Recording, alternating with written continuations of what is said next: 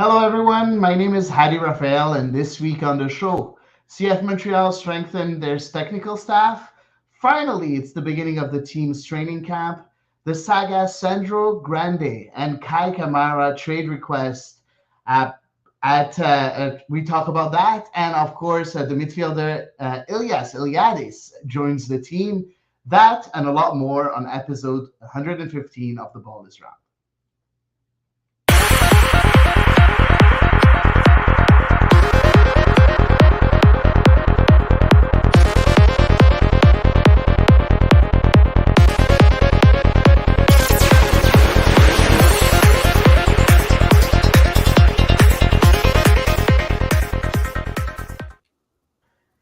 Yeah, and every week, of course, I'm joined by my friends, Elias Grigoriadis and Eve Powell. Hey, guys, how are you today? Thank Hey, you for hey, having me. happy How you Sunday. doing? Yeah, it's fine. It's fine. I'm fine, man. Thanks, Elias, for asking. And yes, happy Sunday, as you said, Eve. Guys, what's going on? So, first of all, Eve, the Wolves won a game and not in a Hallelujah. relegation spot anymore. Relieved Knock a on bit. wood. No, way too early for that. You're never relieved, right? Exactly. No, still a lot of football to be played in EPL. So I won't be relieved until they are well clear of relegation spots. Thanks. Elias, what happened in the Super Cup today in Spain? Did Barcelona I win? mean, yeah, it's Did they? 3-0. So it's always nice when you it's always nice when you win a Clasico, but Three one. to win a title on top of that, sorry. It was three Well, it's one. always nice when yeah, it's 3-1. You're right. Sorry, it's Yes. Benzema got a goal at the end there, but it's always nice to win a Clasico. But winning a title in the first one under Xavi, it's things are starting to look up and things are starting to become more consistent, right? You had different high moments throughout last year, and now they're starting to string them together, right? They beat Atleti, now they beat Real, so this is our year. But yeah, that's what I say every year, right? So it's nice to see. It's nice to not look forward to Barcelona games with a feeling of dread, but more a feeling of optimism, and I haven't felt that Mhm. in like 2 or 3 years. So it's a nice feeling. Yeah, you know what? Eve and I were kind of used of having that feeling of dread every time there's a game, right? And I Yeah. feel that we're looking for it. But you know what? Marseille is going well. They're Yeah. cruising with a five-game winning streak right now, and in third place, just 2 points away from Lens, and I think 4 or 5 points from 5 now because PSG. they lost. Five Yeah, points they lost from today. PSG. Yeah, PSG lost today against Rennes. So yeah, it's gonna be exciting. So why not? A title chase for Marseille that would be really really nice. But Hmm. let's see how the season unfolds, and it's gonna be really really nice. But let's talk about CF Montreal, and let's jump right into it. As the title says, never a dull moment in CF Montreal history. It's No kidding. impossible to have a few quiet days when you're following that team, right, guys? Right. Oh my god. And And it's you know what? rarely like for a good reason. Is it for a good reason this time around? I don't really think No, no, I so. said it's No, rarely for a good Okay, reason. I heard it's really for a good reason. I'm like, nah. Oh, Elias, it must be yeah, somewhere. It must be a joy to cover the club because there's always something to write on, right? it definitely makes my days less boring. I'll give you that much. But sometimes it's all, again, as someone who grew up as a supporter of this club, and reporting on this objectively is relatively easy because there's a lot to write about. But deep down, as someone who's followed the club since I was, you know, for as long as I can remember, it does get a little bit annoying sometimes where you're just like, well, it's been a week without anything dumb happening. When is it going to hit us, right? So, um, a lot of the times it feels self-inflicted. The Kai Kamara business doesn't seem as self-inflicted as the Sandra Grande saga. So it's a bit of both. Honestly, I think everyone's just looking forward to maybe just like 1 week where there's no dumpster One fire day, or man. no fire they have to I'll put take out. one day now. I'll take one day. One I'll be day, happy yeah, with one day. exactly. Eve, as a fan, it's a roller coaster of emotions, and yeah. it's kind of draining. Now you're gonna tell me, as a Wolves fan, you're used to that, but still, is it more No, draining? its own scale. Especially when you look at clubs, like if we talk about clubs abroad, the size of the clubs compared to our clubs here in MLS. I mean, the amount of drama for the size of the club. If football leagues were judged based on how dramatic they are, Montreal would be like the top of the top of the top of the top five leagues. Unfortunately, though, they are not. Yeah, exactly. And Chan tells us, who cares? Manchester is red, so we know That they Manchester United are. is bad, and they That They was did are. quite an win the exciting Yeah. match. derby. Yeah. That was Exactly, a and great yeah, match. Yeah. Uh, that's something that we'll come Speaking of back to drama. at one point. And Roberto Drama. saying Yeah. drama is good. Yeah, of course, drama is Oh, always Robbie, good for us. maybe Drama is stronger always good stuff than for I us. am. It's good for us, podcasters, because at least we have fun discussions to have, or Mhm. maybe my idea of fun is not the same as Eve. I looked at her Yeah. eyes and we're like, Yeah, I'm like, no, it's not. Honest to goodness, they're gonna have to sponsor a liver transplant for me. but guys, since as we were just talking, since Mhm. our last episode on last week, there's a lot of things that happened. So we're going to talk about the few episodes, a few things that happened during this week. But we're going to start with the touchy subject, right? Because I think it's the subject that we want to just talk about and just move on, because it's been tough. Sandro Grande was hired as a coach of the reserves teams that plays in the PLSQ. A lot of people reacted in anger when the news when it were announced. Political parties in the province, the Prime Minister of Quebec, and so on. We all know the details surrounding that story, surrounding that character, and the controversy around the Sandro Grande. So we're not going to go and dive into that and say exactly what he did and what he didn't do and stuff like that. Um, we're just gonna, and if you don't really know what I'm talking about, there's a million articles that talk about what he did and why he's controversial. So I invite you to go and read on it. Um, the thing is, of course, Sandro Grande did a lot of things since the last incident in 2012. He did coach a lot of youth teams. He did do a lot for soccer in Canada and Quebec. Of course, and the thing is, unfortunately, those incidents came back to haunt him, and he was the next day, because of the pressure that was on the club. His contract was terminated. So hired the first day, and the day after, contract terminated. Eve, what do you think about this whole saga? I think that Montreal recognized push to this hire because in the communication announcing his hiring, there was a little two-liner about past controversies. But I think it was beyond naive of them to think that that would be a sufficient acknowledgement of the past controversies. I don't know if anybody really could have expected blown up into the big deal that it was.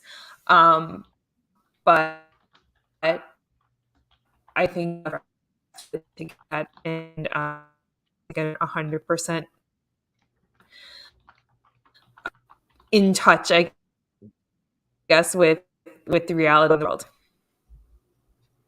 Yeah, so unfortunately we didn't hear a lot of And what I'm you so said sorry. because Apparently, I was a little bit hard to understand. yeah, exactly. A bit jumpy. I don't Sorry. know if you want to go out and come back, Eve, or something, because I don't know. It seems that your connection is a bit jumpy.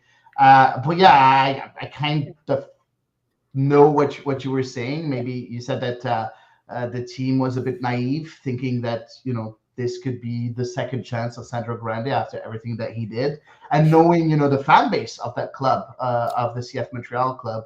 Uh, you know, it was a touchy subject, a touchy. It's a controversial character in Quebec, and unfortunately, maybe it wasn't the most the best decision that the club has taken in the last few years. Eve, do you want to repeat a couple of things that you said, or Yeah. yeah, please. Yeah, you were definitely right that I did mention it was naive of them to think that what they did to address it was sufficient. I don't know if anybody could have expected it to be as for the matter to take off as much as it did and to get as much attention as it did from outside of the soccer community and even outside of the political community in general. But like I said, that kind of goes to show that there is still a lot of work to be done by Montreal to really assess those risks before moving forward with adding people to their staff who are going to be part of the public sphere at the end of the day. Well said, Eve. Elias, let's talk about the positive thing behind this, because we've seen CF Montreal take bad decisions, but Yeah. the reaction has always been very slow, or there was never a reaction. This time Or no around, reaction. Yeah. exactly. So this time around, do you believe that CF Montreal reacted well and fast enough? As well as they could have, right? I mean, hindsight is 2020. You don't do that at all. But the it was what 15 hours, right? And Gabriel Gervais got in front of a bunch of cameras and basically, took full responsibility and apologized. And it was basically, like it was almost like a 30-minute exercise in apologizing, right? And so there's not much else you can do. I mean, again, ideally you don't make that decision in the first place, but True, for having sure. made that decision and like you've said, with a bit of naivete, thinking that maybe people be upset, then they'll get over it, right? They were very clearly wrong, and the only thing they could do in order to salvage any kind of public credibility would be to do exactly what they did. So I mean, they handled that part right, but the hope is that the club gets to a point where that's not needed. And I think that's like a growing experience again, right? This isn't a man that's had, years and years of experience in this position, and he's still learning, like he said. So, you learn by making mistakes, and hopefully we don't have to sit through something like that again, where the club is basically, brought to its knees in front of its own fans and begging for an apology and begging for forgiveness, right? Yeah, yeah. But you know what? I kind of understand, the thought process behind it. Wanting to give a second chance to someone that has given a lot in the last 10 years. Maybe it could have been maybe better if we'd seen, Sandro Grande maybe join the academy, but not as the head coach of the reserve team of the second best squad in the province, Yeah. right?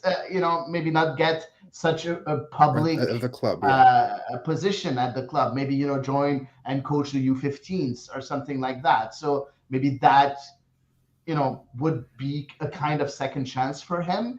But being that public, I think that's what really hurted the club, and hurt the club in front of the fans. And also, the club is walking on eggs, right? And has been walking on eggs for the last couple of years, and trying to mend fences with the fans since the last rebrand and the fiasco around the rebrand, right? So I think again, I join you guys saying that it was maybe not the best decision, but I want to applaud the reaction, because less than 24 hours later, there's a reaction.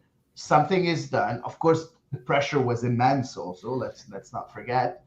Uh, Something is done. Contract terminated, and we have someone, the president, that comes and takes responsibility. And that's, I think, very, very, very important. And that's something that we haven't seen in the past. We haven't seen Kevin Gilbert come back and say, "Oh, you know what? The rebrand is my responsibility. I'm sorry, I made a mistake." So I think that's also an improvement for CF Montreal. But as Yves said, and as you said also, Elias, this decision, could have been avoided, and this whole fiasco could have been avoided. So let's move on. Now it's Patrick Viola that's going to be the head coach of the reserve team. So he was formerly the director or the president of the Concordia League here in Quebec. So, it's someone that knows, local soccer very well. So that's, I think, a big plus, I think, for that team. But also, it's nice to see that, they don't have to look and restart their search from scratch to find a head coach. So they have one already that can, start the season. Is he here as an interim, or is he here for the whole season? We'll see in the next few weeks for sure. Let's move on with the next subject, guys. We got this out of the way. I think very touchy subject, and I think we're happy that we're done with Okay. it. Now, it seems that the team listens to our pod, guys. I have that feeling that they listen to our pod because right after we finished the show last Sunday, and that we said that first team needs some additions to the coaching staff. And when I say right after, I mean 5 minutes after we finished, the club released a statement saying that they added a few faces to the squad, so to the coaching staff. Sorry, with Eduardo Sebrango joining the coaching staff, Hervé Diaz also joining the first team. In addition, as part of the synergy with CF Montreal, Luca Bucci, who was under contract with Bologna FC, will be responsible for the goalkeeping development methodology for the entire club, including the academy and the partner clubs. So the clubs that are with the CIP, there's quite a few clubs that are involved in the CIP. And even if Francesco Morara will is back in Italy, I still have a role, an occasional supervisory role in youth development here in Montreal. And of course, as a video analyst, we have the return of Luman Schlicht that will be back with the team, with the coaching staff. Elias, how important is it for the club to keep in touch with their legendary players, like Sebrango, let's say? Is it important to have that continuity within the club? Yeah, I mean, it's always nice to have people familiar with not just the club but the community that they represent, right? It's nice to see that there's um this fluid idea that everybody that develops in the club or plays for the club has a place if they come back because they have the right values, the right ideas, and that it even points out with when bringing someone to overlook not just the goalkeeping development of the first team, but the entire club, including the academy. It shows that they have an idea that they want to develop their goalies with, and they want it to be translated throughout the entire system. Right? It's not just something that they want goalies to get used to. If should they make it to the first team, they want all these young players as young as even not even playing 11 aside yet, but they want these goalies to develop with the right ideas. Should they make it, it's almost like a second language, right? You see this all with big academies all over the world where it's one philosophy all the way up to the first team. So that if and when they do graduate to the first team, it's already second nature. And clubs that clubs that come into this academy looking for a certain thing, they know what they're going to get because not just the senior squad, but the academy has this distinct philosophy. So keeping people around is only going to reinforce that. And I think that having legends and former players is a step in the right direction, right? Again, that's also something that could be done. That was probably a consideration with the hiring of Sandro Grande.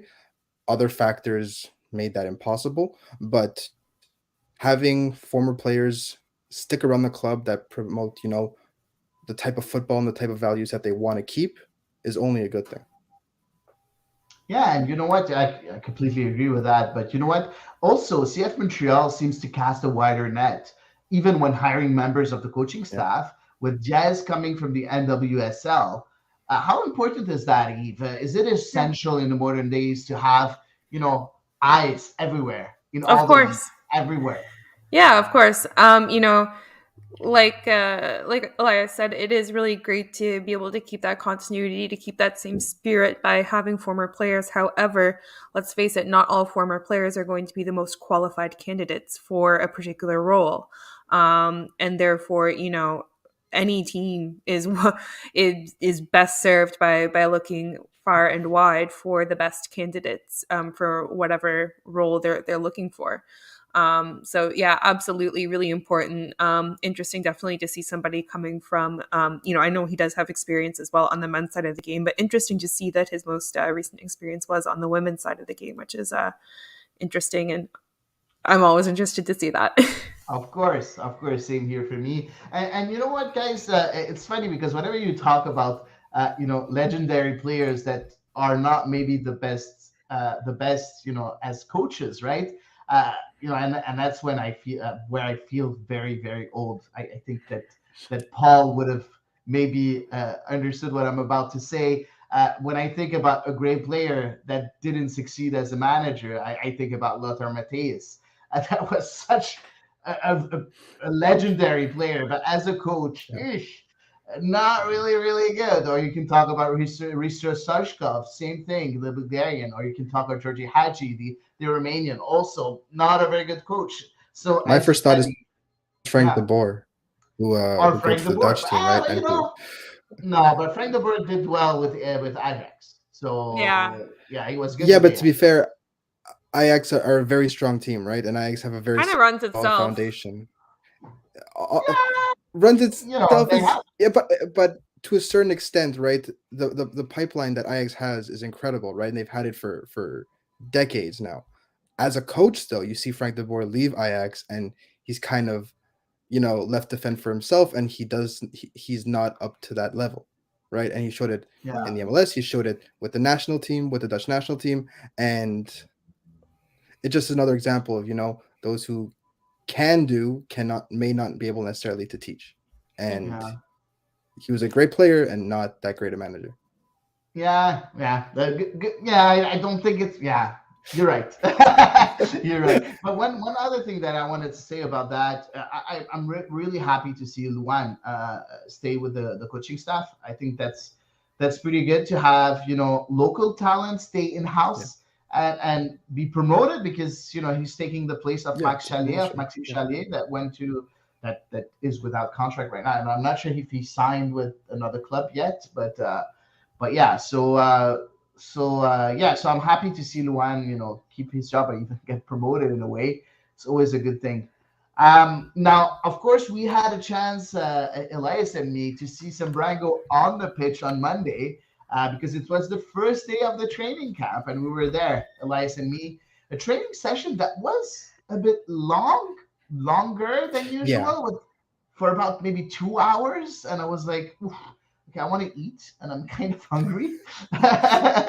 And first of all, there was a team discussion that lasted maybe about 30 minutes. They were very far from the media, of course, so we couldn't hear anything or even see anything because it was very, very far from us. And then they didn't do much. They did a couple of rondos, dribbled with the ball a bit, and that's it. Maybe just did one exercise and that's it. For 2 hours? That's it? Yeah, it was very much Weird. welcome back and Okay. sort of just kind of Fair enough. reacquainting yourself, right? They had a Exactly. workout for about Yeah. 45 minutes where they did Oh, okay. exercise and weightlifting, Okay. and then Okay, it I was was just very much picturing just of like possession. Okay, I No, was I mean they picturing did 2 have hours of just running in circles, dribbling. I was they like, they wow, did they that's did Oh, this they did have running in rondos. circles for a good 20 minutes. They were just jogging in a Yeah, circle around the pitch and just Hmm. dribbling, and twice. I Twice. understand It happened twice, yeah, twice. two Yeah. different moments. Okay, I was just So picturing dribbling for 2 hours. I'm so sorry. Yeah, no, that would Honestly. have no, they been did That's so ridiculous. rondos. horrible. They did Okay. rondos Yeah, first, and then they did the dribbling and stuff Yeah. and then they did it again a second time. Okay, Was like a very weird. circuit or whatever. Yeah, exactly. It was very weird. exactly. Eve, what kind of news do you expect as a fan when the team starts its first week of preseason camp? Not the first day, but the first week. Do you expect news, or do you expect something, or Absolutely. really? Really? Yeah. I think we've become accustomed to it. This is kind of when the coach and even the sporting director and stuff, they kind of get to see and lay eyes on the players after a little while apart, or in Lozada's case, for the very first time. And so you kind of get to an understanding that if there are gaps in the squad that need to be filled, they're going to figure it out pretty quickly, usually. As well, sometimes, and I certainly don't want to say this is the case for Montreal, but sometimes we hear that certain players come back in better shape than others, and I am in no position to judge anybody returning in bad shape after the holidays. So sometimes you hear some of that gossip. As in Montreal, we usually hear the drama of where is the training going to be today since it's snowing? Because I think they did get moved to Marie Victorine Yes. on On Friday, Friday. if I'm not Yeah. for obvious reasons because it did snow quite a lot. Um, so no, I'm kind of accustomed to getting like a little bit of news. Maybe not news in the sense of like officialized news, but certainly news as in a sense of what we can expect to come if there are going to be arrivals or departures. Dot dot dot. As the preseason rolls out. Elias, did any player stood out for you during the first week? It's very early, of course. We're Yeah. not going to judge you. We're not going to come back to you and say, you said he was good and he's not. It's the first week. We don't expect to be an exact science, but do you have someone that really, you watch him and you're like, you know what? I like what he brings. Yeah, George Campbell, right? He was physically imposing, right? I mean, we knew going into this that he was a tall guy, he was well built, but he really did stand like head and shoulders over some of the players. And again, a lot of the drills were relatively simple. It's very much just, getting your ball, getting your the ball comfortable, playing with people again, building the chemistry. A lot of maybe people that aren't familiar playing with one another kind of build that rapport. But George Campbell looked calm on the ball. He looked composed in some of the possession drills that were in a bit tighter spaces, especially as a center back. He wasn't afraid to take an extra touch just to kind of settle things down, restore everyone's rhythm, and then just distribute it efficiently. He was probably the one that stood out the most. I was mostly looking at him and Herrera as the two, big signings of the offseason so Yeah. far. Yeah. But Herrera playing as a player on the flank, it's kind of tough to gauge in such a small possession drill how he would do. So once he gets to play on an open field with a wide open flank and let him run a bit, he'll get a different idea. But in terms of just the way Montreal loves to play with their center backs and the fact that the three starting center backs were like among the top 10 in the league for line breaking passes last year, George Campbell is going to fit in very well with that idea. And he said it as well, right? He's a versatile player. He could play along any part of the back line, even step up into midfield if need be. And so he's someone that loves to get the ball. And I think as a center back in a very possession heavy team, you have to love to receive the ball, right? And so something that he Yeah, enjoys no. getting. He was interesting, but I was looking a bit more about under draftees. Of course, again, Mhm. they're not under contract. It's very No. early to say anything about them. But I kind of liked Usman Jabang Yeah. as a center back. Very imposing physically. Seems to be coming here to prove something, and I Yeah. loved what I've seen from him. Now, of course, again, doesn't mean anything, but I liked what I saw, and hopefully we'll see a bit more from him.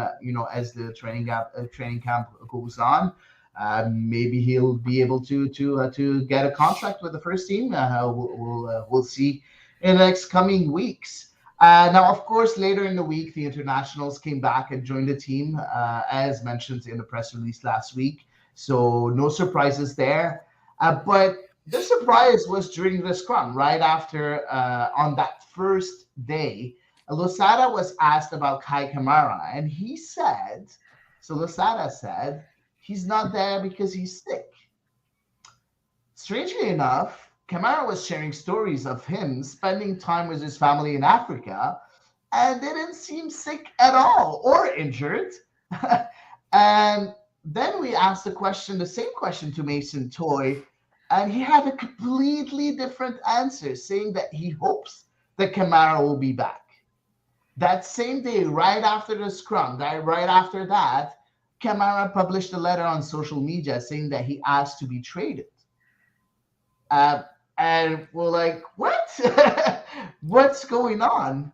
And a couple of days later, of course, Olivier Renard, was made himself available for the media. He said that he was surprised to see that the trade request published by Kai Kamara because it was supposed to stay in house. So he was surprised about that. And he said that the club, CF Montreal, has offered him a couple of propositions with salaries, different salaries, and also a possible place in the coaching staff afterwards. Maybe not the coaching staff of the first team, but within the club. And all those offers were refused by Kaya Kamara. Um, Elias, in your opinion, who's the culprit in this whole situation?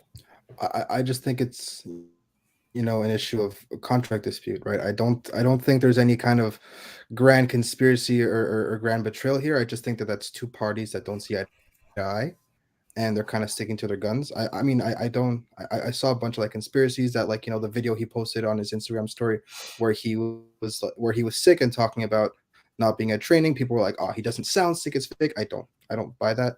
I think that he's actually sick. um I am surprised that he didn't report in like any capacity, even just to, like, meet the new coach, sit down, talk, or any kind of meeting at all. That might be down to a health restriction again. We are still in a pandemic.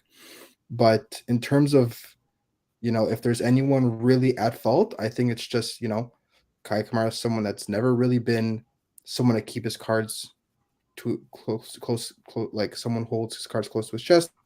He's very open about, where he is in his career and how he's feeling. So I think that this is just another continuation of him, just speaking his mind and keeping everybody posted. Again, this might also be a negotiation tactic where he would publicly, talk about the trade request, maybe put some public pressure on Olivier Renard to make a decision, either trade him or maybe concede on whatever contract issues they don't agree on. It could just be come down to negotiations, but he's always been someone that's been very open. And even when we spoke with him in as members of the press, right, he's not someone that is he's not a man of few words, right? He will tell you how he's Yeah, feeling. He will speak his mind, right? So yeah. I just think it's really just a case of, two conflicting personalities and two parties that just aren't on the same page contract wise, right? Because Olivier Renard is someone that will, he will speak honestly, but he won't give away more information than what he thinks is absolutely necessary, right? So he's someone that always is. He is, in fact, a man of few words, and he will just, either downplay, or he will just say, it's not really relevant, so I'm not going to talk about it. And Kai Kamara is of a different mentality. So I just think that really it's just two parties that aren't super compatible right now. And, eventually he will report to training or be traded. It's one or the other. He said that he's going to report to training once he's healthy.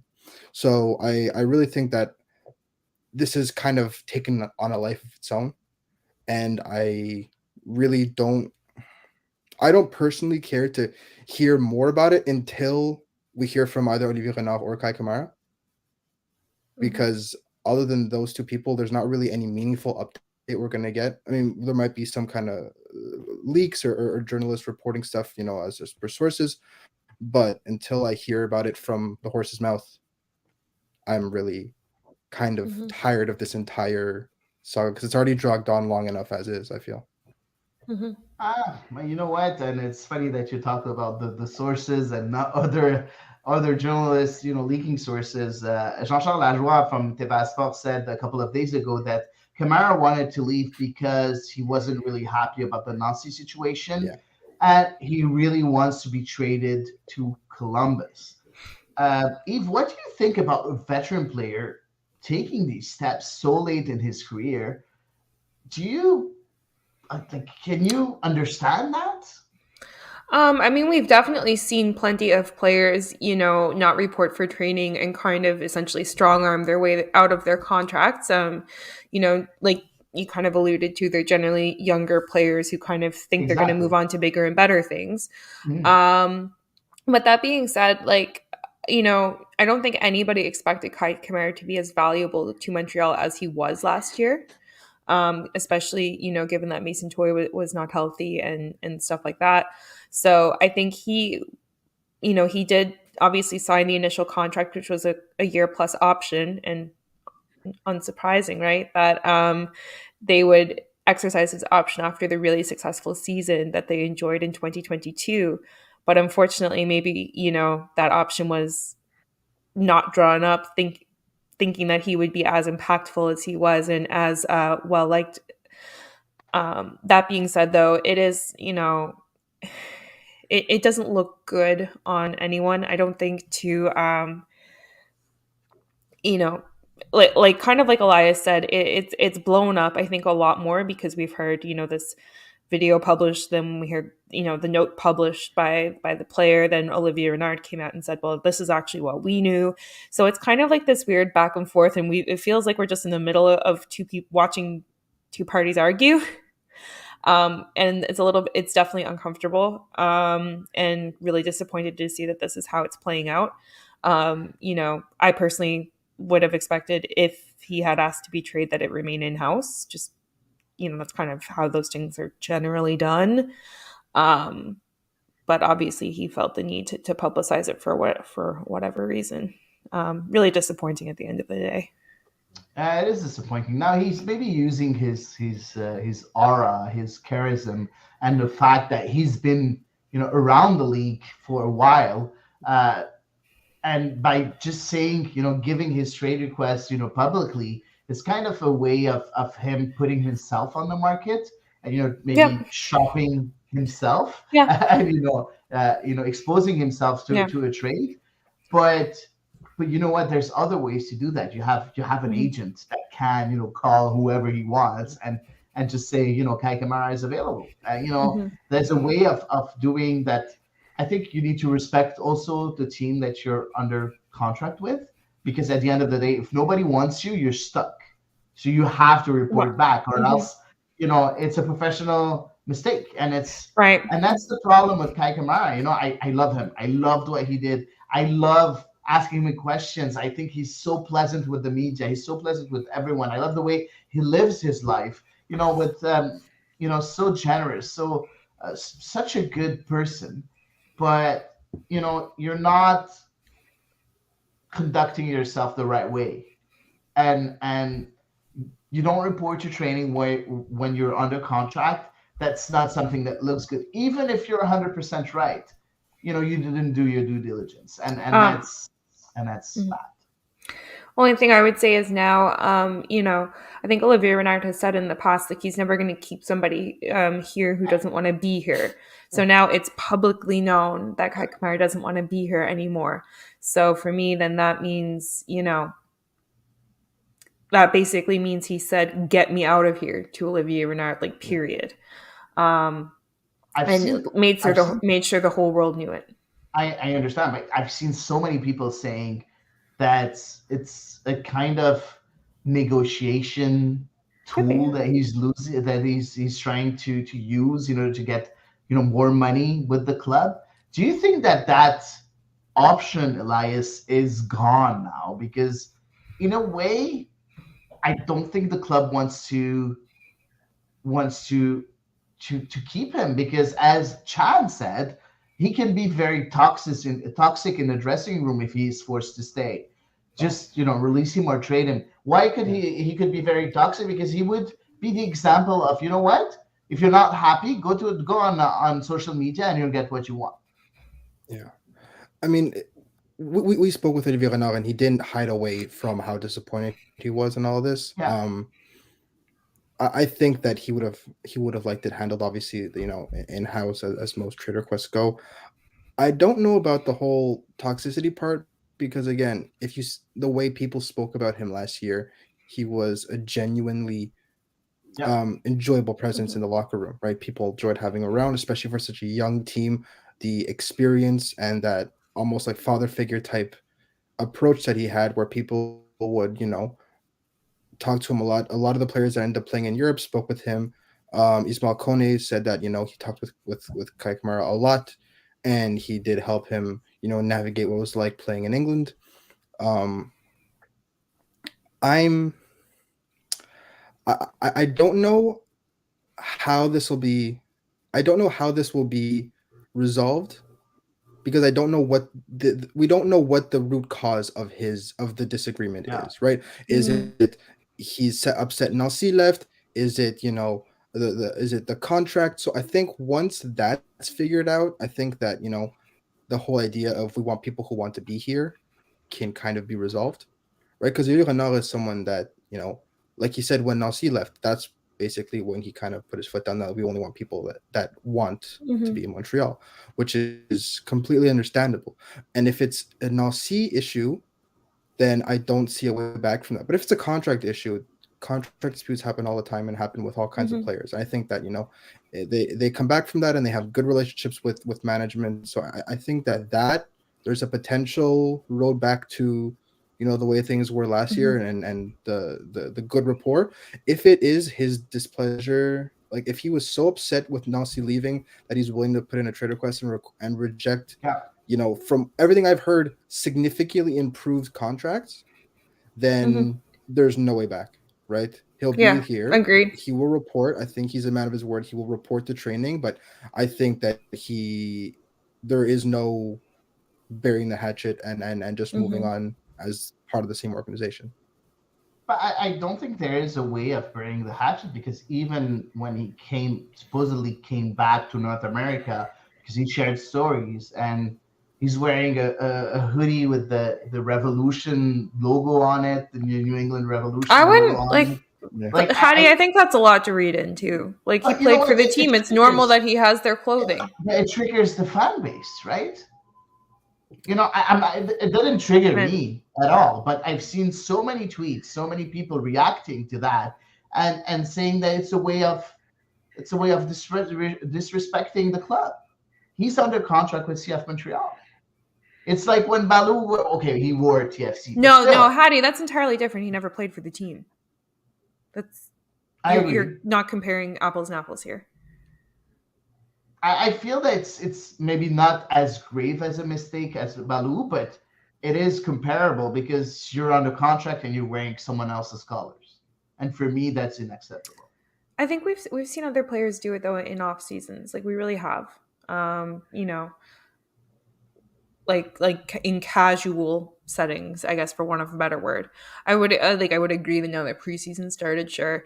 But like, I don't want to spend 20 minutes debating someone's hoodie logo. Really. Sorry, I had to say it. For once, someone agrees with me. Hady is right. Not Eve is right. Hady is right. Thank you, Roberto, man. And I just want to talk also about Max Rokatansky, that says the guy has played for half the teams in the league. Makes you think. What do you think about that? Because I've read this comment quite a lot, and I don't really agree with that. So, do you think the fact that he played in a lot of clubs explains the fact that explains the fact that this is happening? Or I think, like, just thinking of several of the teams that he played for, Holy Gale would be. Of course, Holy Gale would be. It's her mom. Okay.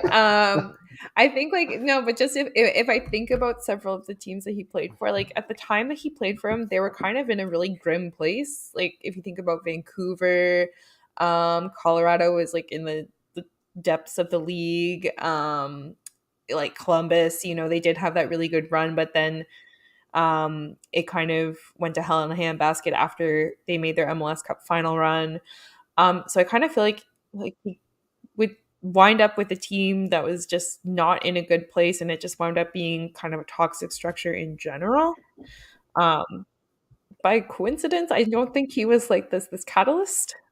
Would be a lot of power to give one person. Yeah.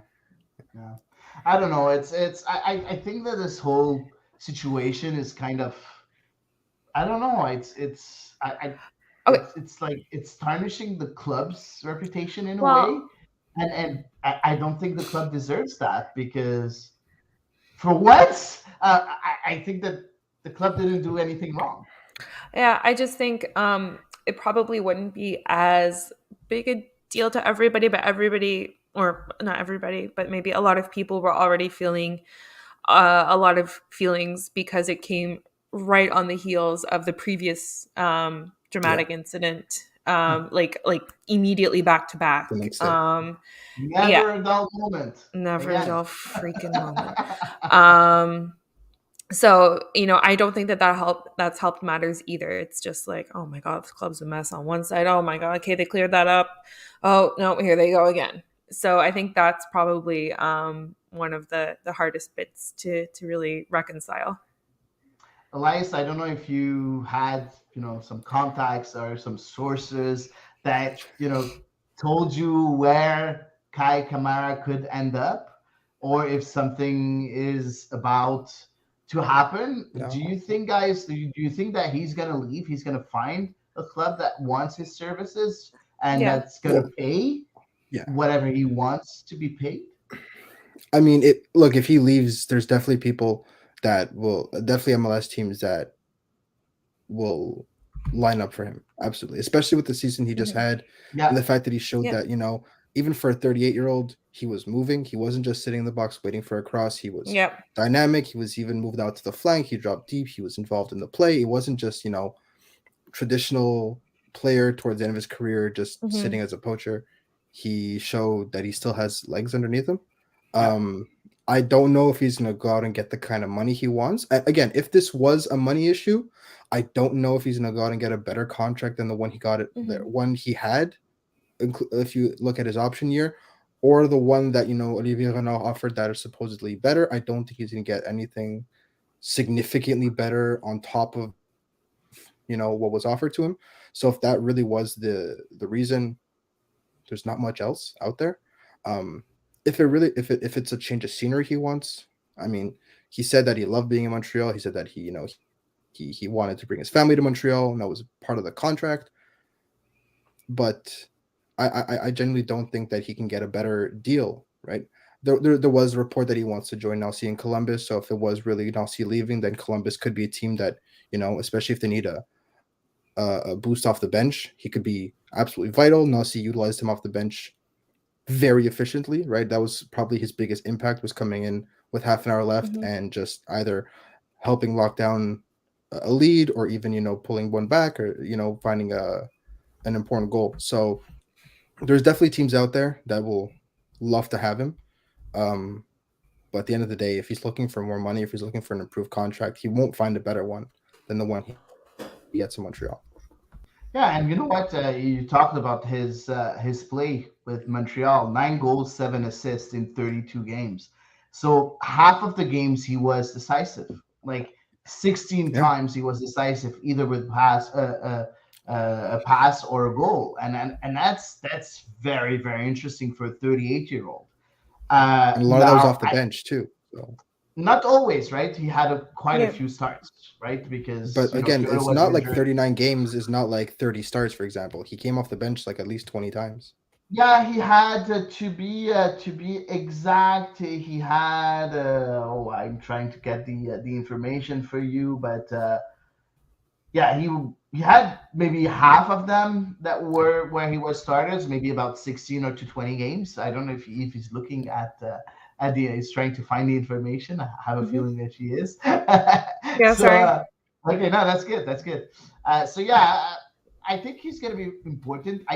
I'm looking throughout the MLS, and I don't see a team wanting him as a regular starter, but I think that a lot of teams will want him um, as part of their rotation. So yeah, so if you have the information, I No, can. sorry. I can't count that fast. It's Yeah, exactly. No, no too worries, no worries. No, I thought that you whatever. were ready. Sorry about that. Tell me when you're ready. So yeah, so I don't think that uh, he's going to be a starter, but I think he's going to be very important for other teams. It's funny that Columbus, I think, has a need for a veteran striker, in my opinion. With Zardes not being with the team, that's something that could be interesting. And of course, as you said, Elias, Nancy used them very well. So maybe that's the reason why he wants to join back Nancy, if that report Okay. seems true. Eve, yeah, go ahead. No, sorry. My stuff froze. Just Okay, disregard me until just disregard me. okay. Just that you said okay, so I was like, I Okay. thought you were ready.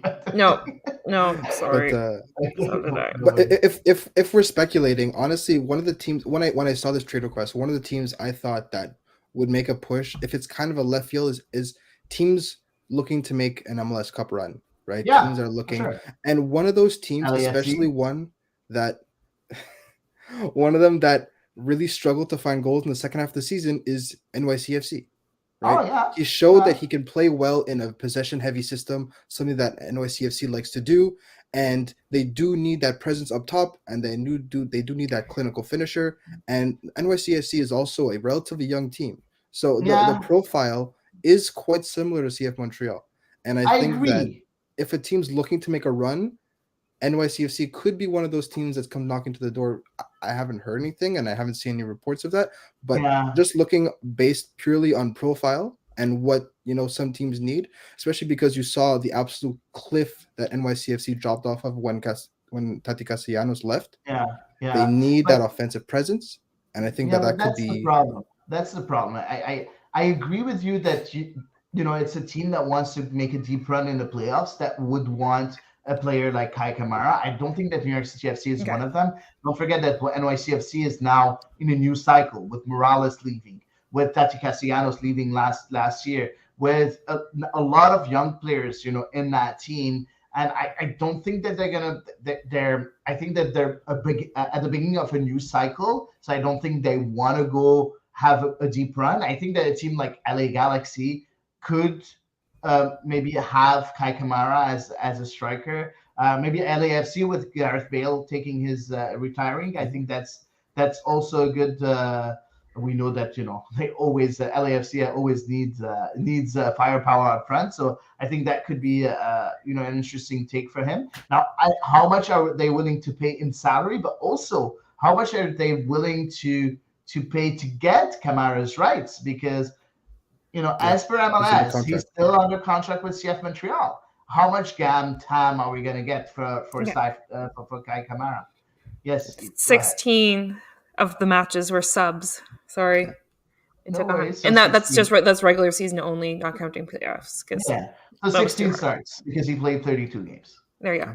Yeah. Okay, perfect. So half and half. Um, Yeah, so it's gonna be interesting to see what happens with Kai Kamara. So guys, let's say a team came and got the rights from Montreal for Kai Kamara, with all the reports saying that Ofor is coming back to Montreal. Everybody's saying that in Belgium. I read who's okay in Belgium? the Belgium media saying that he's not staying in Belgium, so he's coming back to Montreal. It's kind of a no-brainer as per the Belgium media. But do you mean coming back as soon as Montreal's able to recall him? Or do you mean coming back in June when the loan No, actually coming ends? back now, like Okay. in January, Okay. before the 31st of January. But the thing is, I was talking to a few people, and they're like, it's not really relevant for Ofor to come back right now because the players right now are in preseason mode, and he is already in season. So Exactly. coming to the club right now is not really worth it. So I think that when they're going to be in Florida, that's when Ofor is going to come and join the team. So that's what I'm hearing. That's the sources. The sources that I've been talking to are telling me exactly that. So we'll see. We'll see if that happens. So even if O4 comes back, do you Mhm. feel with Kamara leaving that recruiting another striker becomes the main priority for CF Montreal, Olivier Renard, Vasily Krementzidis, or do you feel that we need another position to be filled first? I Who wants to mean, start? Go ahead. okay. I think with the players now left at striker position, you have one sure bet who is Ramel Kyoto, and that's if he stays healthy. Mason Toy struggled with injuries. He came back and then he struggled with form. So I wouldn't qualify him as a sure bet.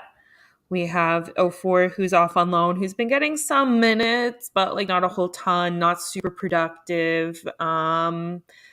Sunusi, we're not exactly sure what happened to him. He disappeared into the Twilight Zone somewhere last season. Maybe he could get some more looks with a different coach, but we didn't really see enough to know one way or another if he's going to be impactful, plus very young, still early in his development.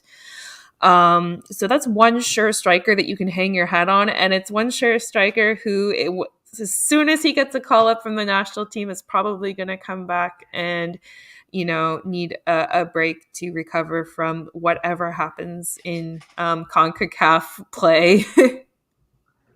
Yeah, I agree. And by the way, talking about players that came back from holidays not looking very fit, Sunusi Ibrahim, in my opinion, was not looking very, very fit.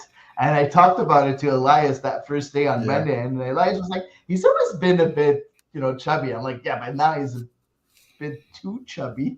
So I don't know. I'm in no I position to judge. no, but like you're not a professional No. soccer player, so I'm not talking None of about. us are. Yeah, Yeah. I'm just yeah. So Yeah. so yeah. So I don't know. I don't know. What do you think, Elias? Is it a priority? Because Eves tends to think that it becomes a priority for the team. Yeah, I mean, again, the club are looking to kind of retool and rebuild, but also stay competitive at the same time, right? So you have to pick and choose where you rebuild and where you actually have to like strengthen your squad and have to maybe go out and spend some money or, make some trades. Um, one of the people that has been shopped around is LAFC's Cuadro Poco, right? And he's Yeah, young. He was very reliable for them. yeah, He played, I believe 30 games for LAFC, and yeah. he was very productive. He's versatile. He can play on the wing. He can play up top. He can play in the middle. So it's something that can fit the profile of what Montreal is looking for. He's also young. He's 21 years old, I believe. So someone like that could be a very worthy pursuit for Philippe Renard. And while they are going out, they are spending money on players, which is something that they have said they're not crazy about. It is still in line with their project of recruiting young Mhm. talent and improving young talent. And they've got all So kinds of game to burn. we got so much money right now because of all the trades and everything that they've basically stockpiled for I don't know what reason they have, but again, that is something that they could realistically pursue Mhm.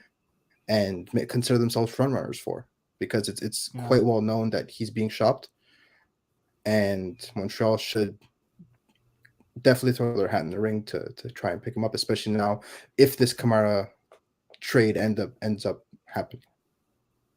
There's another player also, Ola Kamara, that's still a free Mhm. agent. That could Yeah, be he's very also interesting. he's also Mhm. That could be someone interesting. And I wanted Jomande, but he signed with TFC, so Yeah. yeah. Unfortunately, he's gone now. He's not in the free Mm. in a on the transfer market anymore. A question from Chance asking what happens to Ofor. He's going to be in the rotation, in my opinion, if he comes yeah. back. If the rumors that are circulating in Belgium are true, he's going to come back. He's going to be in the rotation. As we already said, Kyoto Toy injured a lot. Sunusi not really in form, and we're not really sure what's going on with him. So I think that Ofor could be a good addition to the rotation with the strikers. So we'll see about that. But yeah, I think that CF Montreal needs to find a solution up front, and I agree with you guys. Mhm. They need a definite starter. They need someone that's going to be here every game and be able to produce Yeah. the way Losada wants him to produce. Does he want a Maxi Urruti that just runs and doesn't score a ton of goal, or does he want that kind of player that's a poacher that comes and scores tons of goals? What kind of profile does he want? So we'll see. We'll see what's gonna happen in the next few weeks. And it's gonna be very interesting again because it's always interesting in Montreal, right? And then there were two. Another Elias, Yeah. not written the Yeah. same way, No. joined CF Montreal. Midfielder Elias Eliadis is acquired by the club on a free transfer He's a Greek Canadian that previously played for the reserve team of Super League juggernaut Panathinaikos. He's born in Toronto. He played his minor soccer with Scarborough Olympic Flame SC. I'm going to be very honest and very blunt. I've never heard of him, like never. So, and I've never seen a game. Yeah, I went, of course, like everyone. I went on The YouTube YouTube, and that yeah, one video. The that one one video video, that exactly everybody that one saw. video. But like, it's very difficult to judge him. I don't know if Elias, if you talked about with some of your colleagues, or if you got any news, or if you got any inside information on Elias and what he can bring to the table. I mean, I did as deep a dive as I could. Again, there's not all that much information on Greek Super League reserve teams, but from I'm from sorry, that's from not the funny. but Don't it's you true know though, right? someone in There's your family, in your ancestors' history I that went that knows I an pulled out my Elias that's kind of mom's related Rolodex. I to went him? through. I called all my family in Greece, and I found out. Tried to get the lowdown on him, but no such luck. But Nobody goes again, out to he watch started the off. reserve side. No, everyone's in Crete now, so they're far away from Okay. Panathinaikos. But a lot of the reports are basically that he turned from a ball winning defensive midfielder into this kind of deep line playmaker, someone that can break Yeah, lines and someone that can really progress the ball forward. He's not the creative play around the edge of the opponent's box type midfielder that they're kind of looking for, that Miljevic or Sean Rea will be playing as, but he is someone that can receive the ball deep and then kind of jumpstart the play, whether it's pick out a crossfield ball to a wing back, or um, kind of accelerate the tempo at a moment's notice. He's someone who's very productive in that area, and he is on the smaller side, right? So he does have a very his build is similar to Samuel Piet, and when he was playing as a defensive midfielder, that was very much the ball winning side of him was very similar to Samuel Piet. So he's probably going to try and follow in those footsteps, and I think the club is going to try and turn him into maybe his understudy, because over the last year, right, Samuel Piet's distribution with the ball and his progressive passes improved drastically. He became not just competent moving the ball forward, but he became downright lethal, right? That cross ball from the right side of the midfield to the back post worked at least half a dozen times, where he found either a goal or he found a free header and a really good chance. So I think that's something that they're going to try and develop and try to turn him into, because he does fit that similar profile. So having him become that reliable presence off the bench to kind of keep that energy that Simmer Piet brings would be very useful, because Simmer Piet did come off around the hour mark a lot last season, and that may have been down to Nancy preferring or choosing Wanyama over Piet sometimes. But if that continues, you now have someone that is essentially being groomed to act as his replacement, as kind of follow in those footsteps. So having him come on, and if you could have him replicate that kind of performance and bring that same kind of energy, then having a full 90 minutes of that presence and that kind of player is going to be really strong for them. But it all depends and on how he's utilized. exactly. It all depends on his ability to play Yeah, in MLS for sure. And Mhm. yeah, we've seen so many players. And Eve, I want to hear your opinion about that. We've seen so many players recruited by Olivier Renard, from European clubs, and those it feels that it's kind of a tryout for those players here in Montreal. We've seen of the Bassangs, we've seen the Sunus Ibrahim, the Torkelsons, the Hamdi. Do you feel that he's going to be that kind of player that's just going to be a tryout, or do you think that he's going to be able to bring more to the club the way Olivier Renard has presented him in a way, or I don't know, your gut feeling? What does it tell you? Uh, well, the last time Montreal signed a player from a pro club's reserve side, it went pretty well for both Montreal and the player, that being Louis Banks. yeah. So I'm like, I maybe miss that's a Louis. good thing. Yeah, Jordan Font. Wow. Wow. Um, Okay. Eve trying to no, be no, no, no, positive. no, no, no, Love no, no, it. no, no. Love it. Well, you know what? Like there have been a few international, like we've talked a lot before about Yeah, how the international signings have been a mixed bag. So he's due, I think, for a success story. yeah, we are. That's Now, that's my optimism. It's like the what is it, the law of averages. I I think miss he's now, Louis due. Diggs. Oh, I miss Louis Diggs. Yeah. there's gonna be I'm still sad. a lot of competition in the midfield. Yeah. Yeah. Because for those I don't. spots, and if we listen to what Elias said, he's not Mhm. going to be an offensive midfielder, right? No. So we No. look at those players that are going to play, a bit deeper. You have Wanyama, you have Piet, you have Hamdi that usually plays also next to Wanyama most of the time, or can play up front. You have Zuhir, you have Choignard. Saliba. Maybe he's going to get some minutes, and Chouanier. So that's already Yeah. 6 players. And with Iliadis, that's 7 players. Remove Saliba, okay, 6 to 7 players, depending on what's going to happen. Chouanier might be able to play on the wing backs on the left or on the right for sure. Hamdi can play as an offensive midfielder for sure. But still, for those positions, you're gonna have, and usually it should be one or two players that are gonna play for those positions depending on the system that Losada chooses. That's quite a lot, no, Elias?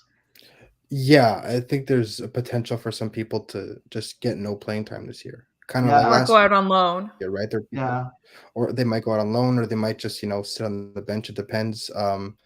Again, if people get injured, if there's a change of tactics, sometimes they would play that three midfielders, where there's no 10, but there's three midfielders, and they found some success with that. So, and they may be more central midfielders utilized in certain teams. I understand it's good to have them and not need them than to need them and not have them.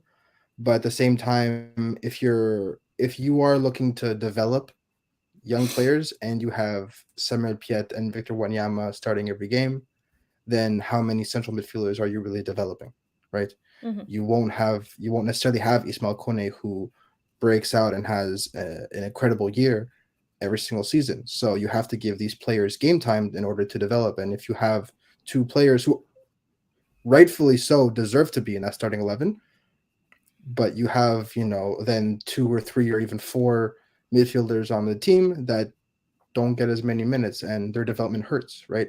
So if you are trying to position yourself as this club that develops talent and you're trying to attract these young players with a lot of talent because you are that team that can then help them get to the next level, then they see that at least in the central midfield position, their growth is a little bit stunted, or you know, only certain there's a minutes restriction because they have two exceptional central midfielders occupying those roles, then it becomes a bit complicated. So having that many midfielders, especially if maybe they're loading up for the League's Cup and they're getting used to more midweek games, yeah, but maybe. it just seems like there's Yeah. too many midfielders right now for a team Yeah. that plays with only two, maybe three, rarely. And like there's only two or three that I think could be pretty good starters slash rotation. Yeah, There's not a ton. exactly. It seems to be like there's a really stark contrast between a few kind of at the top, and then all the rest were just like question marks, developing question marks. So it's a lot of players, but I'm not exactly sure that they're all going to be clawing tooth and nail at each other for the Uh, time. if I can give my bold prediction of the season, watch out Absolutely. for Udezu here. I have a feeling that Yeah, we're gonna have a good player that's this his year. season. So yeah, I think Okay. it's his season. It's his season this year. Like if there's one youth product that's gonna Mhm. be able uh, to get minutes, it's going to be him. And I have a feeling that he's going to be able to get those, maybe be that fourth midfielder in a rotation because Mhm. behind Wanyama, Piet, either Hamdi or Iliadis, depending. And I think Zuhir will be that fourth, fifth midfielder that really gets the minutes. So yeah, I can't wait. I can't wait. I love to see the youth progress and evolve. So hopefully we'll see that from Zuhir. So I think that's about it for the news around CF Montreal. Eve, I think you have a quiz for us. Oh, are we going to do that next? Okay. Yeah, we're doing a Sure. quiz and then Okay. social media right after. Okay, sure. Alrighty. So I don't think we have a graceful segue, so I'm just gonna jump in. No, I didn't have time to do That's one. all good. I should. No, I should that's be all able good. to do it. No worries. Doesn't like my segues. I'm No, still gonna no. do one. You know that. I told you already. It's not your segments I don't like. It's just the national anthem. Anyway. Okay. Alrighty. So I have 4 questions. So if you tie, you tie. Okay. So what we'll do is I'll ask the question, I'll give the choices, and then either Hady or Elias, one of you can go first, and the next time the other person can answer first. Okay? Yeah, and if we tie, I win for seniority. So That's fair. That's fair. Alrighty. I won't mind either way because I'm not competing. Yeah, you're not playing. Oh man, thank God. I know it's gonna be tolerable. Alrighty. So first one up. Which of the following players has made the fewest appearances with Montreal in MLS? Diane Boldor, Daniel Kinumbe, David Choignard, or Mamadou Danso? And Hady, I'll let you go first. Wow. Oh man, I'm so not good at quiz. I tried to make it really hard. I'm not gonna lie. Yeah, you I succeeded. would say Kinumbe. Okay. I also say that too. Shit. You're allowed to say the same answer. Like it doesn't matter. Yeah, I get. I was gonna guess that too, Hady. So. Yeah, you are allowed to say the same. Yeah. That is my answer. That is my answer. Okay. And you would both be correct. He has made 2 appearances. Yeah. Sorry, Chan, it's not Danso. We won. Yeah, Mamadou Danso had 3. Okay. Alrighty.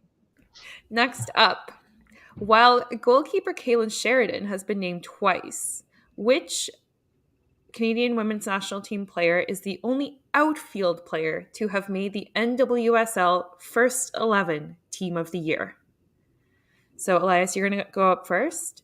Choices are Christine Sinclair, Kaylin Kyle, Diana Matheson, or Desiree Scott. Is it Diana Matheson? I think it's Diana Matheson. Hady? I would say Kaylin Kyle. Okay. And Elias would be correct. Okay. Right. Nice. Right on. All right, 2-1 for Elias so far. Okay. Out of teams they've faced more than once, the Canadian men's national team has the best win percentage against which country? I'm so sorry, I was Googling this at random. Against which country? So, Hady, you're going to go first. Yeah. Your choices are New Zealand, Trinidad and Tobago, South Korea, or Bermuda. Best win percentage. New Zealand. Okay.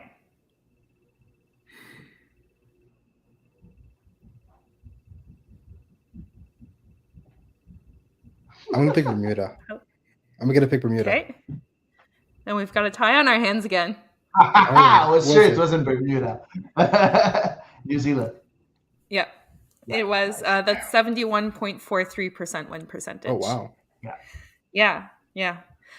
Bermuda, they only have a 54.54% win percentage, really? according to Wikipedia. Wikipedia, I know, is not like, a real encyclopedia. I let's be honest. We don't care. Pretty. No, because there's one more question. Watch out. Alrighty. Final question.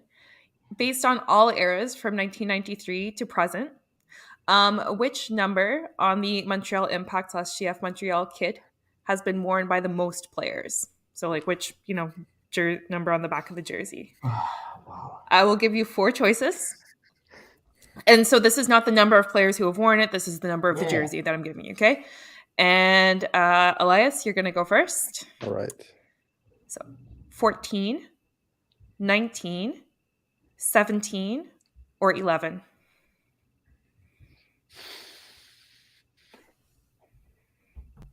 I'm gonna go with 14. Okay. I'm gonna go with 14 here. Yeah. Hey man, I'm hesitating between 14 and 11.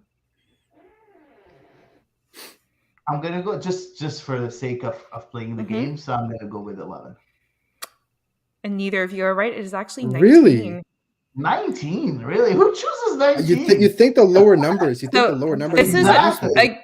again, this is according to Transfer Market, so take it with a grain of salt. They're But reliable. for number 19, we had Zorn Basong, Steven Saba, Omar Browne, Michael Salazar, Blake Smith, Zarek Valentin, Rita Aguram, Peter Byers, Zanzan Ate Udei, Pa Amadou Guy, Roland Vargas Aguilera, and David Fronimatis. Yeah, It's a lot Roberto. of people. If she doesn't Oh, win, she wants to make it hell for us, right? Yeah. That's why they're tough questions. Yeah, I'm So really yeah, sorry. tough They were questions. Yeah, Eve, you I went won. Eve obscure. won. Eve won you because of won the tough question. exactly. No, you guys thought that was You awesome. wanted to win, so you won because we didn't win. It's a I'm tie, like, so Eve is winning. I Congrats, like, Eve. thank God I don't own a bar because my pub trivia would be the most obscure questions. No, but good quiz, Eve. Thanks a lot. It was really fun, and Uh, it's a tie, so we stay good friends, Elias and me. So that's Exactly. that's a good Exactly. thing. Even if you win on exactly, seniority. Exactly. exactly. Yeah, you don't have that salty look on your face like when I don't win. So good job, guys. Good sportsmanship. Perfect. So Alrighty. let's move on to social media, so we And can go with a bit with the segue, if you don't mind. yes, we can.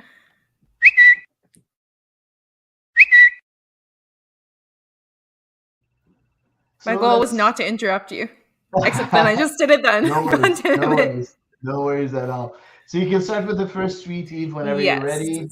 I'm just scrolling. So tweet number 1. Seeing as Club Bruges is not even dressing Kyle Larin, what would it take to get him with CF Montreal? And guys, I want Kyle Larin with CF Montreal. I so want him. I think he would be great in a Yeah. 3-5-2 or a 3-4-3. I think he would benefit from being back in MLS as much as we would benefit from him. I think he's a tremendous player, and I would pay whatever just to get him back to MLS and with CF Montreal. What do you guys think? I don't Yeah, I think it's think very that having him likely. there is. Oh, sorry, Elias. Go ahead. Go ahead. Yeah, I mean, you said it. I don't think it's very likely. I think that he's more likely to stay in Europe than he is to come back to MLS. I think that Mhm. he's not playing that much at Bruges, but at the end of the day, he did have uh he didn't do much of the World Cup, but he was still effective. I think in his limited role. And I think that he's way more likely to stay in Europe than he is to come back to Montreal. As great as he would be, I think that you're right, Hadi. I think that having him would be obviously very, very, very positive, and that would solve all the striker issues. But I, Mhm. I think that's I think that's a bit of a Too long easy. shot. Yeah, yeah, Yeah, but you know what? At the end of the day, he's what, 27 now? Yep. 27. Uh, at one point, he's going to want to play. And I don't see which club in Europe is going to give him that definite starting spot. He wants to stay in the national team. Mhm. So, being in Montreal, we've seen how many players, were selected by John Herdman with CF Montreal. So you kind of assure your spot in the national team by just coming back to a team that, first of all, has a lot of his countrymen play, in the team, but also has a way of play that's very offensive, and that's good for a striker. Now, of course, we don't know how Losada is going to play, Mhm.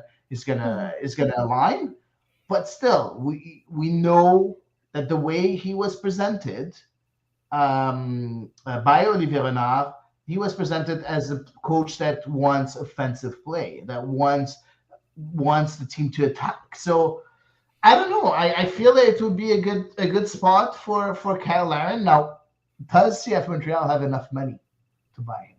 And that's also Well, they got something. to use real money rather than MLS bucks. Exactly. So let's face it. Pessimistic Eve is back. There we go. I mean, You, the sale of like the three players, the Georgi Mihailovic, Alistair Johnson, Ismail Kone does help with that. But at the end of the day, I don't think they want to put all their fish in all their eggs in one basket on Kyle Larin when it can be used to strengthen the squad in other ways. And I don't think that Kyle Larin would be super jazzed about coming back to MLS because it would be like a step down. Let's face it. Even if Canada is improving as a soccer country, if you play in Europe, even if it's sporadically, you have a very good chance of making the national team, right? Just on status alone. So I think that he probably thinks he has a better shot as being like a bench player for Bruges to make the national team than he would playing in MLS. Because MLS there's always a chance that it doesn't go great. Right? I don't think so, Elias, because look at the number of strikers that you have with Canada right now. I would have someone like Jebison. Okay, I know that he didn't say that he wants to play with the Canadian national team, but he never said that he doesn't want to either, right? Yeah. We know that Canada is qualified for the next World Cup. So there's a possibility that Jebison, if he's not called in the next couple of years, would get called. You have Kole Osho that's coming through the ranks also. You have you have a lot of strikers that are there. Ugbo that plays in Troyes, that's in there too. So Akinola, we don't know what he's going to do with Toronto FC this year. So he's not with Toronto FC. He's with Houston. He signed an extension. Yeah. Oh my god, I'm thinking of the wrong TFC player. My bad. Sorry, I'm thinking of Achara. I'm thinking of Achara. Yeah. No, I'm thinking of Achara. That's who went to. Okay. My apologies. Yeah, Akinola is with Toronto FC. We don't know what he's going to do. So there's a lot of strikers. At one point, you want to stay ahead of those strikers. So you want to have, and you're 27. So in 2026, you're going to be 30. So you want to be in a good spot in order to challenge, all those players and get in front of them. So I don't know if staying in Europe is the right decision unless he can get a definite starting position. And to get a definite starting position, he maybe has to go back to Turkey, knowing that there, if you're not in a big club, clubs have troubles paying the players. So that's also very very, very dangerous. Are you going to go to second division in Europe? I don't know. So for me, MLS is a sure thing for him. We'll see. Alrighty, we will. Yeah, let's move on. So a tweet from the CPL News talking about Sean Rea that says, "I don't think I'll return to the CPL. My goal this year is to stay here in Montreal. I think I had 2 good seasons in the CPL, and the next step for me is to get some minutes here in Montreal, help the team, and do what I do best." I love that. Yeah. I just love that. He's confidence, the kid, no? Yeah, no. That's mentality, right? Yeah, and he had a really, really good season with Velour last year. So I think he's within his rights to be confident. There's obviously a huge hole left at the attacking midfield position. And for me, Matko Miljevic really does not have a claim on that spot by any stretch of the imagination. And, we don't know how much Lozada is going to use a formation similar to what we saw last year or not. But that being said, I think Sean Rea does deserve a look in. I don't think he's going to be, Georgi Mihailovic 2.0 right off the bat. Certainly not. But I do think he deserves a reasonable look with the first team this year based on his efforts last year. Yeah, and of course, don't forget Matko, right? Yeah, I said. Yeah, I mean, Uh, yeah, I feel like Milivojevic has a bit of a head start, maybe just because yeah, of MLS experience. But Mm, I think the onus is on Sean Rea, and we talked about this last week, right? A yeah, successful season for Sean Rea is that maybe by the halfway or the three-quarter season, if they were to really make a playoff push, that he would be that 10 that they rely on, and he would be that starter. I think that would make a yeah. successful season. I don't think that a move to the Eredivisie is. I think that's a bit presumptuous, but I think that just having him become an integral part or a core member of that group Hmm. as they push for a playoff spot, and then even maybe even more than that, I think that's more than successful for him, right? So that should be his goal, and he has all the right in the world to be this confident, right? He showed his quality in the CPL, and he was, you know, miles ahead of a lot of the people he was playing against at that same yeah, position. He was out Hmm. playing a lot of some of the best players in that league, right? So I think he yeah. has every right to back himself to become a starter on this team. Of course, but it's hard to have the right mentality going into preseason, Yeah.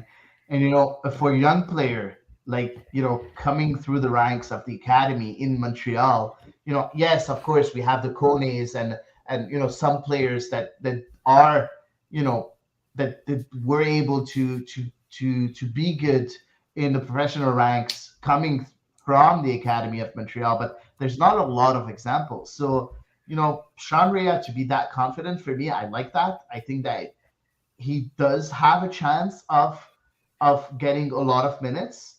And you know what? I think he's in a good age. He's 20. He's going to be 21 in May, and that's the season, or maybe where you're able to get 10, 15 games, and if you perform, that could be a very good kickstart to your professional career.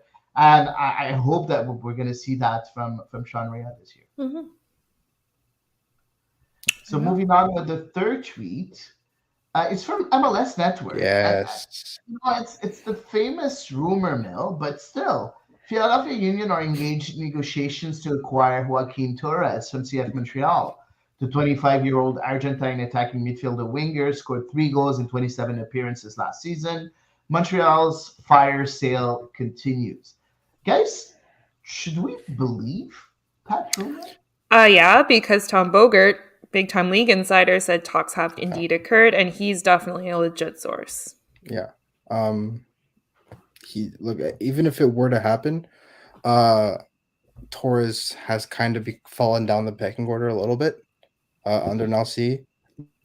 Beginning of the season, he was a Yeah. starter and he was part of that front three that was doing really well. And then slowly but surely his form kind of dipped, and then he lost out on the starting spot, and then he became he would get subbed on after someone like Kamara or Toy. So Mm. his station has kind of fallen a little bit. I think he's very determined to build that back up. There's an Argentine coach; they probably have a pretty good rapport. But at the same time, he does find ways to isolate himself in that system, right? So if they were to play a similar system to Nalci's way, he kind of ends up on an island on that right flank alone, and he puts himself in very difficult positions. So I think if they can get a decent exchange and maybe something that they could utilize a bit more effectively in their system, I don't see how that's a bad Yeah. thing. But it really does depend on what they get back for him. Yeah. I was talking to Justin from Duke by the River Of about course. this. Yeah, and he asked what I thought about it, and I Take said him. no. I said I really don't think I would be really surprised if Philly took him. I said for me, especially he does take an international spot as well, which you do have to take into account, like when you do the budget math, right? Um, his salary isn't massive for sure, but for what he brought to me, the salary is high.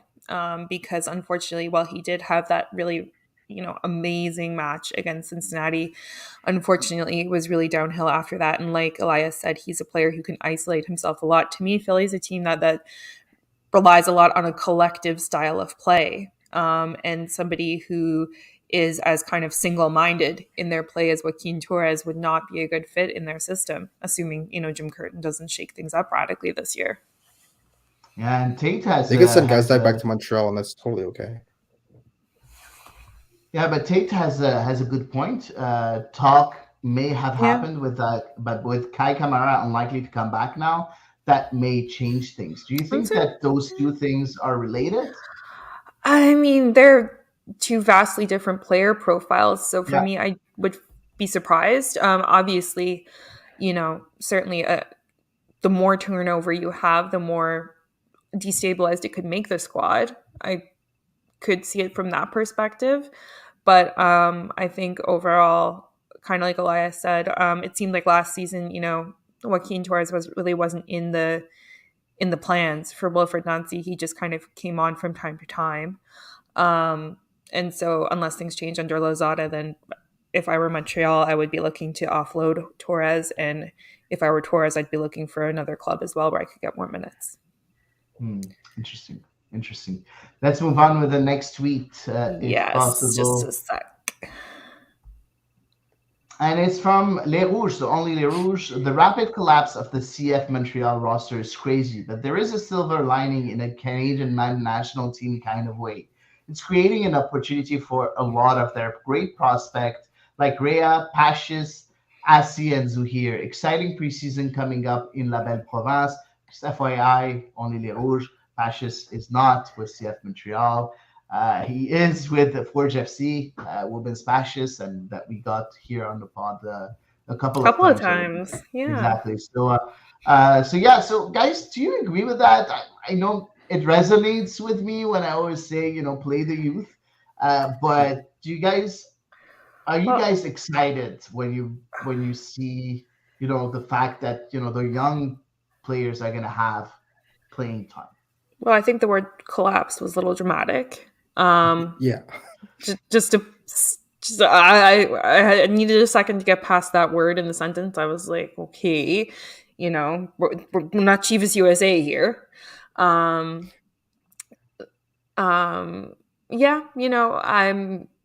I think the way I generally feel about that is the way I feel about most things. I'm certainly interested. No, I'm certainly intrigued and interested to see how they do, but I'm not necessarily, going to hang my hat on a team's success on youth players having breakouts. There's a finite number of those that I think that any team can have, aside from the class of '92. The Union disagree with you. The Union are an anomaly. I will grant them that the Union are an anomaly, and I have super duper respect for everything that they've done. Super duper? Nice. Big respect. Go ahead, Elias.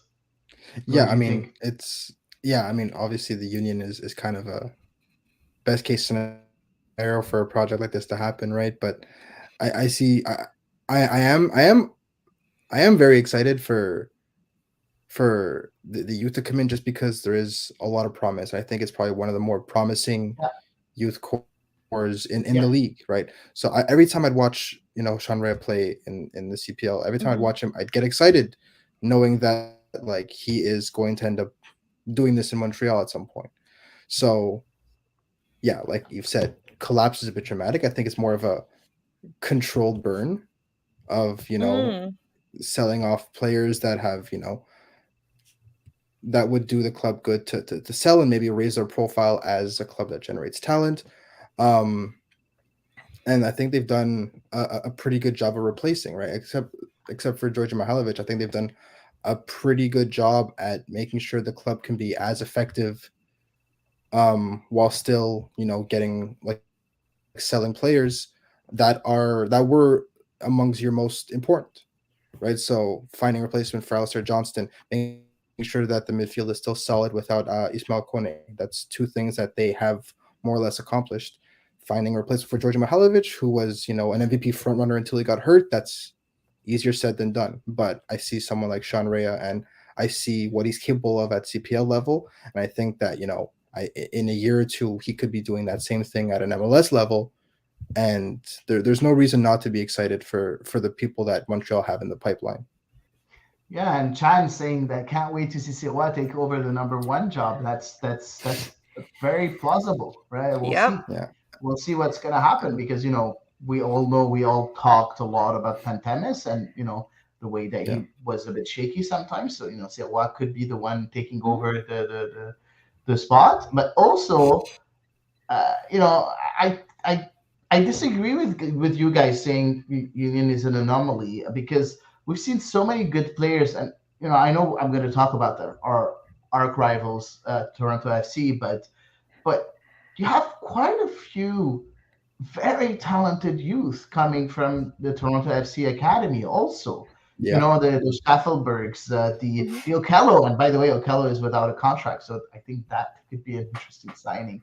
Ralph Prizo, that's now in the Rapids. You have teams that have very good academy players, and if we don't give them a chance, they're not going to sign with us anymore. They're just going to go to CPLs and to go to Europe second, third, and fourth divisions just to get a chance of getting minutes. So at one point, we need to use that, and we need to make sure that our young talent stays in Montreal with Mhm. CF Montreal and give them minutes. So hopefully we'll see that this year and more in the next coming years. But I agree also with Elias. I think we have a very good generation of young talents right now that is MLS ready, not for being starters, but to be in the rotation, to playing 10 games, 10, 15 games. It's the time right now to give them that opportunity and see if they're able to grow and to become those first team starters at one point. But if you don't give them those 10 starts, that you're not going to know if they're going to be starters in the future. So we'll see. We'll see what's going to happen with CF Montreal. I think we have one last tweet, if I'm We not mistaken. do. And it's for our friend wsoccer.ca. So very, very, very nice account to follow on Twitter, guys. So if you're interested in women's soccer, please do follow her. So the rumors have been going around for a while, but it's finally official. Sabrina D'Angelo is a gunner. The goalkeeper becomes the first Canadian to join Arsenal Women's FC. Well deserved accomplishments for the Welland, Ontario native and top goalkeeper in Sweden in 2022. Eve, I want to hear your opinion. I love it. Is, I love it. Sorry, go ahead. Oh, I'm so sorry. Continue asking your question. I was too excited. is the competition back on for the number one spot between Sheridan and D'Angelo with that move? I think it absolutely could be if D'Angelo gets a lot of minutes. I think it absolutely could be. She was a really excellent goalkeeper in Sweden for sure. Kaylin, of course, is just coming off of goalkeeper of the year though in NWSL, and I think she does still have a leg up at this time. I think Bev Priestman has clearly shown that her confidence does lie with her now. Although D'Angelo, did get a few looks in those friendlies recently. So I think it's absolutely going to make for much stronger competition for Kaylin Sheridan. And I love this move for Sabrina D'Angelo.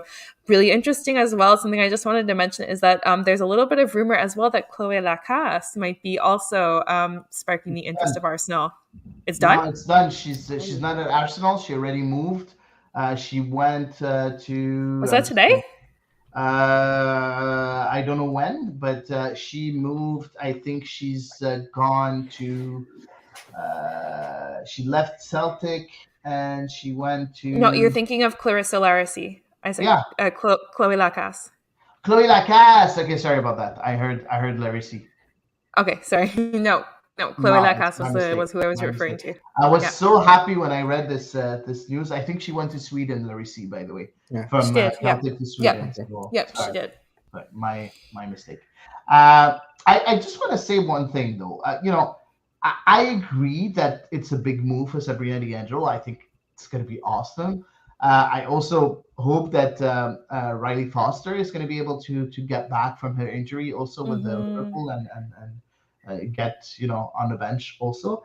But she's going to Arsenal, and the first keeper at Arsenal is Austrian international Manuela Zinberger.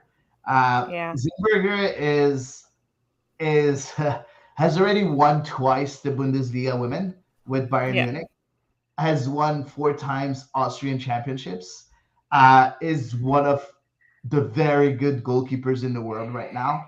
Hmm. She's a semi-finalist at the Euro 2017 with Austria.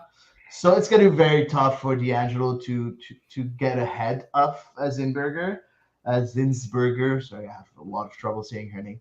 So, but if she is able to get minutes, that's going to be awesome.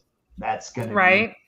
yeah, that's going to be wow. And I like Sabrina D'Angelo, because Hmm. she's always been third choice or maybe second choice with the Canadian national team, and she never complained. Never complained. Never heard anything about her complaining about her situation. And I think that's the right mentality to have. So hopefully we'll see her a bit more with the Canadian national team shirt. Agree. Elias, anything to say about that move? I didn't ask you. No, I mean, you're very right. Especially given how sometimes national team coaches are very fickle with changing their preferred 11 because they're not, they don't spend every day with the players. They kind of have Hmm. to rely on observing them at a distance. So putting your head down and working quietly and not making a big stink about maybe being the second or third option, and instead, improving yourself, winning top GK, moving to Arsenal, stuff like that. It's she's doing it the right way if she wants to compete for that number one spot, right? There's ways to go about it and there's ways not to go about it, and she's doing it in the right way, in a way that Beth Priestman's going to appreciate and respect. And I think that it shows that, she has the right mentality, and she obviously has the talent for it, and now it's the time, now she has to show that, she has the right temperament to compete for the number one spot. Yeah, exactly. And Chan asking us if Julia Grosso is moving to Manchester City from Juventus.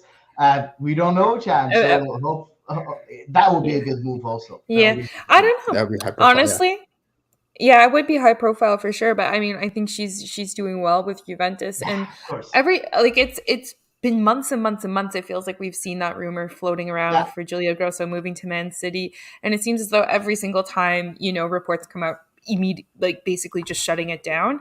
So I'm not sure why Man City or Man City fans or whomever it is keeps trying to make it happen. Um, but I think honestly she's in a good spot right now at Juventus. yeah, I agree. And if she moves to Man City, she has to make sure to have a starting spot because, Yeah. we don't want another Janine Becky, No. going to Man City and staying on the bench. This No. is this is not good for them, right? Because they need to play, right? So hopefully Julia Grosso takes the right decision. Mhm. And yeah, so we're gonna follow that as usual. We follow all our national teams and of course CF Montreal. Guys, that's it for today's episode. I hope you guys enjoyed. I just wanted to let you know, guys, we do have a Patreon page. This content would always be free. Always be free. But if you want to encourage us, if you want to help us continue and create more content and be maybe more segments so that Eve, is unhappy. What did I do? Nothing. I'm gonna do a segment for the quizzes next time. So yeah. So so if Okay. you want to see that more often, if you want to see us get more interviews, work a bit more, whatever, feel free to join our Patreon page. It's just to encourage us and help us, of course, grow our content here. So that's it for today, guys. Thanks a lot for listening, for staying here. Thanks to you, Elias, for being here for a Thank second you week. again for having me. Yeah, I love it here. So thank you again for having me. Always a pleasure having you. And Eve, thanks again for being here and staying beside me. Always happy. Perfect, guys. See you next week for another episode of the Bonus Round.